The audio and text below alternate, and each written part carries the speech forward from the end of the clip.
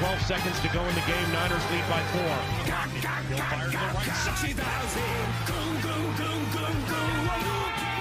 Hey guys, what's up? Jersey back here again, and time to recap this Lions versus Vikings victory in Detroit. Let's start off with the 4 reasons the Vikings won. Starting off, number 1, the Vikings red zone defense, especially in the second half. The Lions kicked 3 field goals in the second half. If either of those 3, if a single one was a touchdown, this could have been a completely different game. Just the momentum that would have given the Lions, that could have been a dagger right away. But the Vikings red zone defense came through. You could also give a little nod to the Vikings situational defense, pretty solid on third down except for the penalties.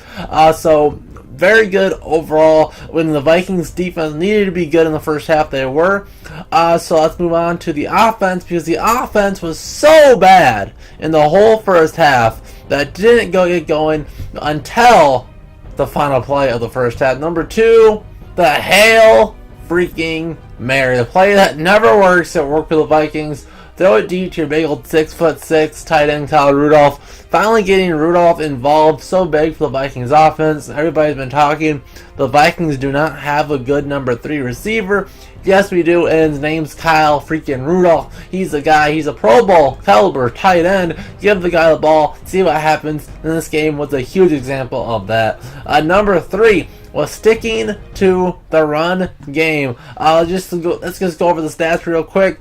It won't blow anything away. Dalvin, 16 for 73. That's 4.6 a carry, right around average, with a long of only 18. Latavius, pretty bad, 9 for 22 for 2.4 yards per carry. So our 2 running backs didn't do a whole lot at all.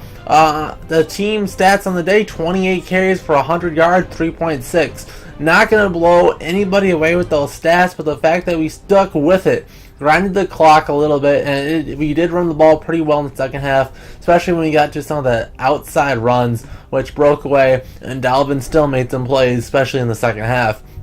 And then number 4, no turnovers. You have Kirk turnover Cousins. He didn't fumble, didn't throw any picks. That's the recipe to success, to beat a solid defense on the road. You also got of course the Lions came into this banged up with some of their best players on offense hurt, but their defense is still pretty good. And the fact that we scored 27 on them is a pretty good testament to how good the Vikings are, especially when they were shut out for most of the first half, and they didn't score until very late. So there are the 4 reasons. Now we can go over the stats real quick. And looking at Kirk Cousins, you see a guy that his stats really make him look good, but my God, he was pretty pathetic in the first half, besides for a couple of throws. 21 for 28, that's very good. But for 253 yards, 3 touchdowns, no picks, couldn't ask for anything better stat-wise. But oh man, some of his decisions, he was slow making his throws all day. And on that 3rd and long, early in the day, thanks to my boy Jacob, it was a check by Cousins. He audibled to it. It looked like a good old-fashioned 3rd and long draw for 2 yards, and Cousins said, "Sure, I'll audible to that," instead of throwing it to Thielen or Diggs. So things like that. Maybe that play just wasn't there, so maybe it was a better call than throwing a potential interception. But overall, Cousins, another kind of an underperforming game. The stats make him look very, very good, but overall, I don't think he looked good. Didn't really pass the eye test in this one, but on the road against a solid defense, but did about as good as you would really expect. But then I already covered our running game, but let's go look at the receiving options. And of course, Rudolph, 9 for 122 and 2 touchdowns, huge. The biggest part about this, 9 catches on 9 targets. Couldn't ask for anything more. I talked about this a couple of other times, but John D. Filippo bringing over the Philadelphia offense with Zach Ertz, that should have been a prime target for him, is targeting Kyle Rudolph. That's what Cousins had success in Washington, was throwing to the tight ends. Now, Filippo's gone to Stefanski in, and he goes, oh, maybe we should use our tight end, and good things are happening. We've been throwing to the tight ends a lot more the last couple of weeks, and it's been really good news for the Vikings. Also, Thielen, 5 for 80. on only 6 targets. Another great day for Thielen. Stephon Diggs, 2 for 6, a rough day for Diggs. Only 10 yards on the day. He did get that easy touchdown. A rough day when Diggs is supposed to take some of the pressure off Thielen. It was a rough day for him. And then Dalvin getting involved in the receiving game, 3 for 35.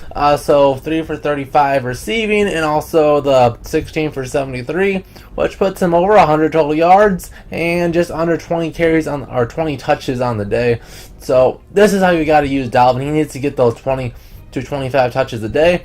One more thing that I almost forgot before this game started, so it's surprising news that Laquan Treadwell was a healthy scratch off the active players that can play in this game. So this seems to be a big day for one Chad Beebe and another Aldrick Robinson. Chad Beebe, of course, has been hurt the last couple weeks. He came in one game early, about the middle of the season, had a few good catches, and Aldrick Robinson's been this deep threat guy. I'm like, all right, no Laquan, they're finally gonna go with those two, and they were barely an impact at all. Just a blink on the box score. Aldrick Robinson, 0 catches on a couple targets, and Chad Beebe didn't even end up on it. So a very interesting decision there. Nobody, as far as actual receivers go, can actually grab this number 3 receiver spot. It's not just Laquan sucking. Nobody's really good enough as of now. I do think Beebe has the most potential going forward, but that's a video for another day. And then defensively, no Eric Kendricks, but doesn't matter. Eric Wilson stepped in and he led the team with tackles with 9, including 3 tackles for a loss and a sack. A huge day for Eric Wilson. Our linebacker depth is very solid. Kentrell Brothers also came in a sack for, I believe, the last defensive play of the game. Danielle Hunter doesn't really come through on the stat sheet. 2 tackles with 1 tackle for a loss, but he was everywhere, sucking everything back on the inside. You cannot do outside run plays or pitches or screens to Danielle Hunter's side of the field. It just does not work. Danielle Hunter's such a good all-around defensive end. For my money, the best 4-3 defensive end in the NFL. Then Anthony Barr, being our only superstar linebacker on the field today, 5 tackles, 2 tackles for a loss. He looked very solid in more of a leadership role today. And also the penalties from our outside corners. Xavier doing his almost getting burnt. Well, it did get burnt, but the guy didn't catch it. And then getting hurt. Trey Waynes, big penalty early in the game too. So both of those were underperforming, but Mackenzie Alexander has been very good. 4 tackles, 1 tackle for a loss. Been doing that, come up, make the tackles nickel roll that you want from nickel corner, and his cover skills have been improving every week this year. Started out pretty slow, but been very good ever since. So those were some defensive performers against the Lions offense, which held Matt Stafford 18 for 32, 116 yards, no touchdowns on the day.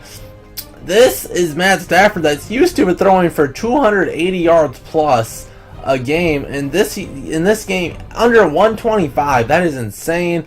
And the Lions running game is not supposed to be good, and it wasn't. For some reason they stuck with sorry ass LeGarrette Blount, who had 11 carries for 29 yards, 2.6 on the day, and didn't run with Zach Zenner, who was pretty good. 8 carries for 45, 5.6. I know a lot of Lion fans really like him. A lot of Lion fans don't like LeGarrette Blount, so I don't understand why they do that, but I'll take it.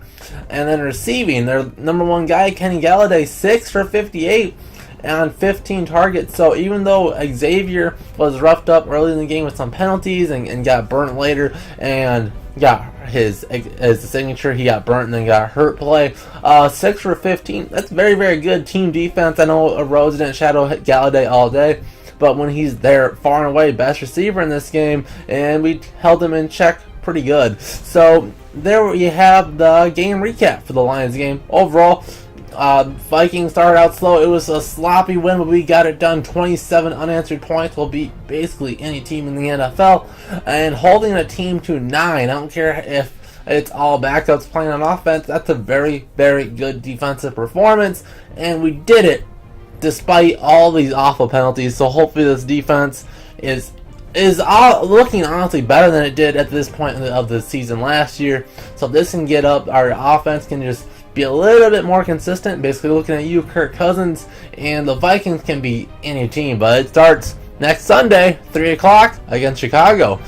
So if you beat them, we're in, because the stupid Texans couldn't beat the damn Eagles. But I regress. The Vikings got the dub in Detroit.